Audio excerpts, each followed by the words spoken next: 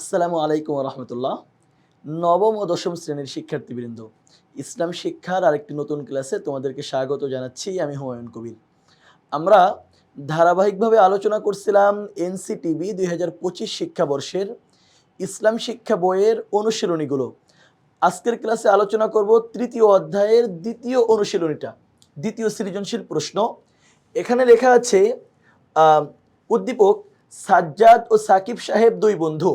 সাজ্জাদ সাহেব একটি পোশাক শিল্পের মালিক। গত রমজানের ঈদে শ্রমিকদের বোনাস দিতে গড়িমসি করাই কারখানায় শ্রমিক অসন্তোষ দেখা দেয়। শ্রমিকরা তাদের প্রাপ্য পেতে একদিন কর্মবিরতি পালন করেন। আর সাকিব সাহেব মেডিকেল কলেজ থেকে পাশ করে হাসপাতালে কর্মরত আছেন। তিনি হাসপাতালে নিয়মিত উপস্থিত থেকে রোগীদের চিকিৎসা সেবা দেন। একদিন তার স্কুল জীবনের শিক্ষক চিকিৎসার উদ্দেশ্যে হাসপাতালে এলে তাকে দাঁড়িয়ে সম্মান জানান এবং চিকিৎসার অধিকাংশ ব্যয়ভার বহন সহ যথাযথ চিকিৎসার ব্যবস্থা করেন। আমরা এখানে দুই বন্ধু সম্পর্কে দুইটা চিত্র দেখতে পেলাম যে সাজ্জাদ সাহেব তিনি একটি শিল্প কারখানার মালিক, একটি পোশাক শিল্পের মালিক। গত ঈদে বেতন বোনাস দিতে দেরি করায় কারখানায় শ্রমিক অসন্তোষ দেখা দেয় এবং শ্রমিকরা একদিন কর্মবিরতি পালন করেন। এটা আমাদের দেশের প্রায় দেখা যায় এবং খুব জঘন্য একটা ব্যাপার যে মালিকরা শ্রমিকদের বেতন বোনাস দিতে গড়িমসি করে, বিশেষ করে ঈদের আগে। এরপরে দ্বিতীয় চিত্রে আমরা দেখছি, আচ্ছা এখানে যেটা দেখলাম সেখানে দেখলাম মালিক শ্রমিকের মধ্যে সম্পর্ক ভালো না। মালিক শ্রমিকদের উপরে জুলুম করছে, তাদের যে ন্যায্য পাওনা আছে এটা দিতে গড়িমসি করছে, যা ইসলামে নিষিদ্ধ, রাসূলুল্লাহ সাল্লাল্লাহু আলাইহি ওয়াসাল্লাম নিষেধ করেছেন। তিনি এই আচরণের মাধ্যমে হাদিস লঙ্ঘন করেছেন। আর দ্বিতীয় যেটা দেখলাম যে তিনি তার শিক্ষককে সম্মান করেছেন, এরপরে তার চিকিৎসার বেশিরভাগ ব্যয়ভার তিনি গ্রহণ করেছেন। এখানে দেখলাম ছাত্রের সাথে শিক্ষকের সম্পর্ক খুবই ভালো। মালিক শ্রমিক সম্পর্কের একটা আলোচনা আমরা এখানে পেলাম এবং ছাত্র শিক্ষক সম্পর্কেরও একটা আলোচনা এখানে আমরা পেলাম। এখন আমাদের সামনে চারটা প্রশ্ন আছে। প্রথম প্রশ্ন, কে আদর্শ জাতি গঠনের কারিগর? আদর্শ জাতি গঠনের কারিগর কে? আদর্শ জাতি গঠনের কারিগর হলেন শিক্ষকগণ। শিক্ষকগণ হলেন আদর্শ জাতি গঠনের কারিগর। মহানবী সাল্লাল্লাহু আলাইহি সাল্লাম তিনি নিজেও একজন শিক্ষক ছিলেন। তিনি বলেছেন, ইন্নামা বুইসতু মুআল্লিমান, আমাকে শিক্ষক হিসেবে প্রেরণ করা হয়েছে। তিনি আইয়ামে জাহেলিয়ার মতো একটা অজ্ঞতাপূর্ণ সমাজে এসে সেই সমাজের মানুষদেরকে নিয়ে তিনি সোনার মানুষে গড়ে উঠাইলেন। সুতরাং আদর্শ জাতি গঠনের কারিগরকে, আদর্শ জাতি গঠনের কারিগর যুগে যুগে আদর্শ শিক্ষকগণ। শ্রমিকের গায়ের ঘাম শুকানোর পূর্বেই তার পারিশ্রমিক দিয়ে দাও, হাদিসটি বুঝিয়ে লিখো। হাদিসটা তোমাদের বইয়ে আছে, ওতুল আজির আজরাহু ক্বাবলা আন ইয়াজিফা আরাকাহু। এই হাদিসটা আমাদেরকে বুঝায় লিখতে বলা হয়েছে। আমরা বলছি আলোচ্য হাদিসটিতে মহানবী সাল্লাল্লাহু আলাইহি সাল্লাম দ্রুত শ্রমিকদের পারিশ্রমিক পরিশোধ করার উপর বিশেষ গুরুত্ব আরোপ করেছেন। কোন শ্রমিককে কাজে নিযুক্ত করা হলে কাজ সম্পূর্ণ করার সঙ্গে সঙ্গে তারা প্রাপ্য পারিশ্রমিক প্রদান করা উচিত। বিনা কারণে পারিশ্রমিক প্রদানে, আলোচ্য হাদিসটিতে মহানবী সাল্লাল্লাহু আলাইহি সাল্লাম দ্রুত শ্রমিকদের পারিশ্রমিক পরিশোধ করার উপর বিশেষ গুরুত্ব আরোপ করেছেন। কোন শ্রমিককে কাজে নিযুক্ত করা হলে কাজ সম্পূর্ণ করার সঙ্গে সঙ্গেই তার প্রাপ্য পারিশ্রমিক প্রদান করা উচিত। বিনা কারণে পারিশ্রমিক প্রদানে বিলম্ব করা উচিত নয়। শ্রমিকদের সঙ্গে সদাচরণ করতে হবে, তাদের ন্যায্য অধিকার যথাযথভাবে আদায় করে দিতে হবে। এই হাদিসের মাধ্যমে রাসূলুল্লাহ সাল্লাল্লাহু আলাইহি সাল্লাম শ্রমিকদের উপযুক্ত ও সময় মতো পারিশ্রমিক দেওয়ার প্রতি বিশেষ গুরুত্ব প্রদান করেছেন। আমাদের এখানে প্রশ্ন ছিল একটা হাদিস যে রাসূলুল্লাহ সাল্লাল্লাহু আলাইহি সাল্লাম বলেছেন, ওতুল আজির আজরাহু ক্বাবলা আন ইয়াজিফা আরাকাহু, শ্রমিকের গায়ের ঘাম শুকানোর পূর্বেই তার পারিশ্রমিক দিয়ে দাও। এই হাদিসের মাধ্যমে রাসূলুল্লাহ সাল্লাল্লাহু আলাইহি সাল্লাম মূলত বোঝাতে চাচ্ছেন যে তুমি যাকে কাজের জন্য নিয়োগ করেছো, কাজ শেষ হয়েছে সাথে সাথে তার পারিশ্রমিক দিয়ে দাও। শ্রমিকের উপরে জুলুম করো না, তার যে ন্যায্য অধিকার আছে এটা দিয়ে দাও। এটা হাদিসের মূল কথা। গ নম্বর প্রশ্ন হলো, সাজ্জাদ সাহেবের আচরণে কার আদর্শ লঙ্ঘিত হয়েছে ব্যাখ্যা করো। তিনি ঈদের সময় শ্রমিকদের বোনাস দিতে গড়িমসি করেছে, এই জন্য কারখানায় শ্রমিক অসন্তোষ দেখা দিয়েছে এবং তারা একদিনের কর্মবিরতি পালন করেছে। এখানে কার আদেশ লঙ্ঘিত হয়েছে?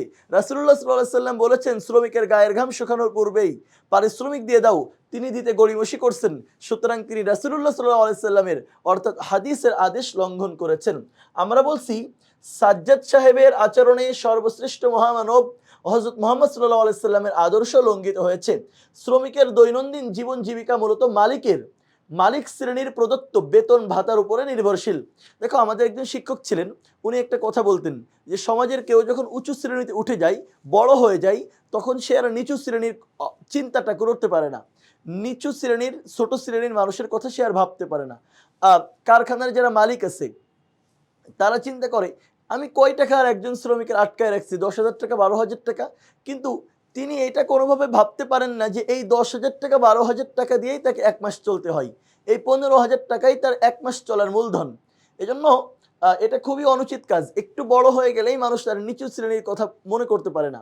রাসূলুল্লাহ সাল্লাল্লাহু আলাইহি সাল্লাম যেই যুগে বলেছেন শ্রমিকের গায়ের ঘাম শুকানোর পূর্বেই পারিশ্রমিক দিয়ে দাও, তখন সাধারণত মাস চুক্তিতে কোনো কাজ হতো না।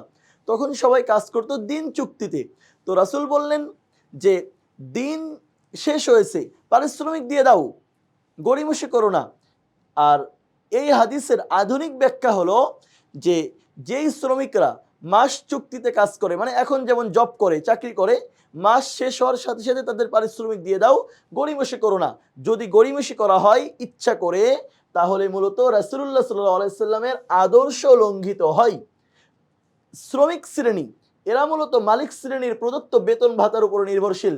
তাই এ বিষয়ে মহানবী সাল্লাল্লাহু আলাইহি সাল্লাম মালিক শ্রেণীকে তাদের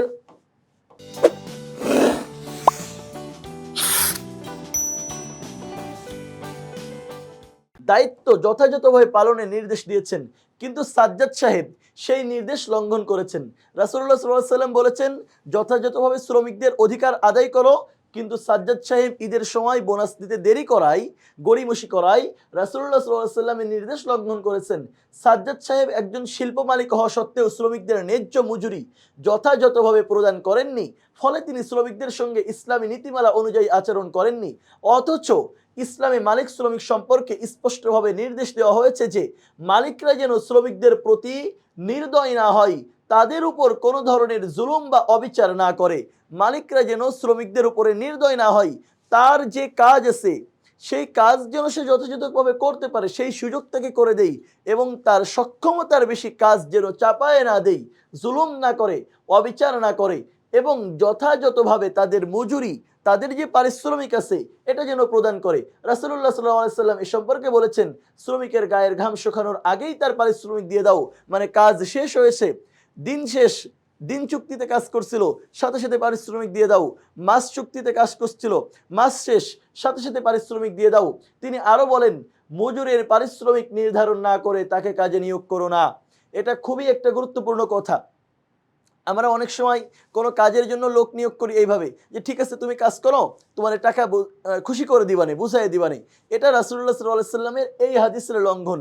স্পষ্টভাবে তাকে বলো যে তুমি কাজ করো, তোমাকে 500 টাকা দিব, তুমি কাজ করো, তোমার 1000 টাকা দিব, এই টাকা দিব। এটা হলো রাসূলুল্লাহ সাল্লাল্লাহু আলাইহি সাল্লামের নির্দেশনা। এখন তুমি মনে কর মানে মালিক যে সে মনে করতেছে ঠিক আছে তাকে আমি 300 টাকা দিব, 300 টাকায় সে খুশি হয়ে যাবে। এখন শ্রমিক যে সে সারাদিন কাজ করতেছে, এখন তার মনে হচ্ছিল যে আমি সারাদিন কাজ করলে মনে হয় আমার 500 টাকা দিবে। এখন দিন শেষে মালিক নিজের মন থেকে মনে করছে 300 টাকা দিলে খুশি হয়ে যাবে, 300 টাকা দিচ্ছে। এখন শ্রমিকের মনটা খারাপ হয়ে গেছে। এই জন্যই রাসূল সাল্লাল্লাহু আলাইহি ওয়াসাল্লাম বলেছেন মজুরের পারিশ্রমিক নির্ধারণ না করে তাকে কাজে নিয়োগ করো না। তুমি 300 টাকা দিবা, বলো 300 টাকা দিব, সে চাইলে কাজ করবে, নাইলে করবে না। পারিশ্রমিক নির্ধারণ করে। অনেক সময় আমরা রিকশায় ওঠার সময় এমন করি যে মামা ভাড়া কত, ঠিক আছে ওঠেন, বা না বলে উঠে পড়ি। এখন ওখানে যাওয়ার পরে রিকশাওয়ালা চাই 50 টাকা, আমি দিতে চাই 40 টাকা। এজন্য আগে থেকে নির্ধারণ করে নেওয়া, এটা রাসূলুল্লাহ সাল্লাল্লাহু আলাইহি ওয়াসাল্লামের সুন্নাহ। কিন্তু সাজ্জাদ সাহেব এই সব নির্দেশ মানেননি।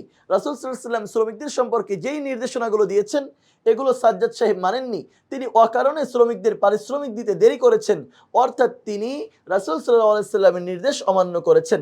আমাদের এখানে প্রশ্ন ছিল গ নম্বরে যে সাজ্জাদ সাহেবের আচরণে কার আদর্শ লঙ্ঘিত হয়েছে ব্যাখ্যা করো। আমরা হাদিসের আলোকে বললাম সাজ্জাদ সাহেবের যে আচরণ, এই আচরণে মূলত রাসূলুল্লাহ সাল্লাল্লাহু আলাইহি ওয়াসাল্লামের আদেশ লঙ্ঘিত হয়েছে। রাসূল সাল্লাল্লাহু আলাইহি ওয়াসাল্লাম শ্রমিকদের সম্পর্কে যেই নির্দেশনা দিয়েছেন তিনি সেটা তোয়াক্কা করেননি। সাকিব সাহেবের কাজটি চিহ্নিত করে তিনি কি করেছিলেন, একজন শিক্ষক, তিনি হাসপাতালে গেলে শিক্ষকের যথাযথ সম্মান করেছেন এবং তার চিকিৎসার অধিকাংশ ব্যয়ভার গ্রহণ করে সঠিকভাবে চিকিৎসা দিয়েছেন। এই কাজটা চিহ্নিত করে সংশ্লিষ্ট পাঠের আলোকে সংশ্লিষ্ট পাঠ কোনটা?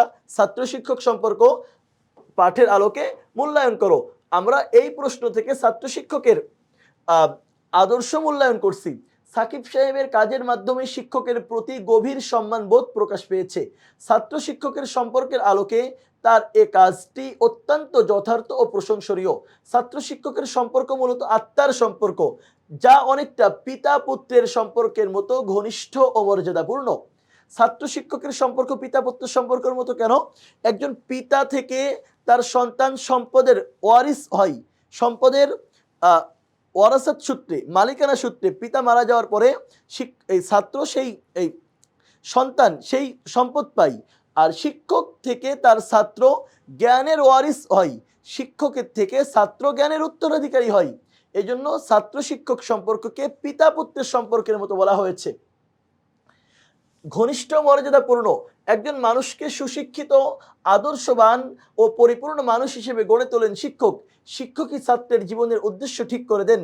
ছাত্র শিক্ষকের কাছ থেকে অর্জিত জ্ঞান ও আদর্শ নিজের জীবনে বাস্তবায়ন করে উন্নতির পথে অগ্রসর হয়। একজন শিক্ষক তার ছাত্রদের যে শিক্ষা ও মূল্যবোধ গড়ে তোলেন, ছাত্ররাও সেই অনুযায়ী নিজেদের চরিত্র ও জীবন গঠন করেন। উদ্দীপকের সাকিব সাহেবও তার শিক্ষকের দেওয়া শিক্ষা ও আদর্শ অনুসরণ করে একজন আদর্শ মানুষ হিসেবে গড়ে উঠেছেন। সাকিব সাহেবকে তার শিক্ষক যেই শিক্ষা দিয়েছেন, যেই আদর্শে তাকে মানুষ করেছেন, সেই আদর্শ অনুসরণ করে তিনি একজন আদর্শ হিসেবে গড়ে উঠেছেন। উদ্দীপকে বর্ণিত সাকিব সাহেবের কার্যক্রমে আমরা দেখতে পাই তিনি তার শিক্ষক থেকে প্রাপ্ত জ্ঞান নিজের জীবনে বাস্তবায়ন করে এখন হাসপাতালের একজন চিকিৎসক। তিনি ঠিকমতো দায়িত্ব পালন করছেন। একদিন তার স্কুল শিক্ষক হাসপাতালে চিকিৎসা সেবা নিতে এলে তিনি তাকে দাঁড়িয়ে সম্মান প্রদর্শন করেন এবং চিকিৎসার ব্যয়ভার বহন সহ যথাযথ চিকিৎসার ব্যবস্থা করেন। তার এই কাজটিতে শিক্ষকের প্রতি দায়িত্ব, কর্তব্য তথা মানব সেবা প্রকাশ পেয়েছে। অপরদিকে শিক্ষক আদর্শবান মানুষ হিসেবে তাকে যা শিক্ষা দিয়েছেন, তিনি নিজের জীবনে তারই বাস্তবায়ন ঘটিয়েছেন। শিক্ষক হলেন আদর্শ মানুষ গড়ার কারিগর। তিনি জ্ঞান, নীতি ও আদর্শের মাধ্যমে শিক্ষার্থীদের সঠিক পথে পরিচালিত করেন। যে শিক্ষক এ মহান দায়িত্ব যথাযথভাবে পালন করতে সক্ষম হন, তার শিক্ষার্থীরাও পরবর্তীতে সেই আদর্শের ধারক ও বাহক হিসেবে গড়ে ওঠে। উদ্দীপকের সাকিব সাহেবের মধ্যেও তার শিক্ষকের সেই আদর্শের প্রতিফলন লক্ষ্য করা যায়। সুতরাং বলা যায় সাকিব সাহেব তার দায়িত্ব যথাযথভাবে পালন করেছেন, যা ইসলামের দৃষ্টিতে অত্যন্ত প্রশংসনীয়। এখানে বুঝাই দেওয়ার মতো তেমন কোনো কিছু নাই। আশা করি তোমরা বুঝতে পেরেছো যে সাকিব সাহেব তার শিক্ষক তাকে যে শিক্ষা দিয়েছিলেন, তিনি সেই শিক্ষা তার জীবনে ধারণ করে হাসপাতালে তিনি যথাযথ দায়িত্ব পালন করছেন এবং তার শিক্ষক যখন হসপিটালে আসছে চিকিৎসা সেবা নেওয়ার জন্য, তিনি তাকে সঠিকভাবে সেবা দিয়েছেন। আমরা এখানে মোট 4টা প্রশ্ন নিয়ে আলোচনা করলাম। আদর্শ জাতি গঠনের কারিগরকে আমরা বললাম শিক্ষকগণ হলেন আদর্শ জাতি গঠনের কারিগর। শ্রমিকের গায়ের ঘাম শুকানোর পূর্বেই তার পারিশ্রমিক দিয়ে দাও।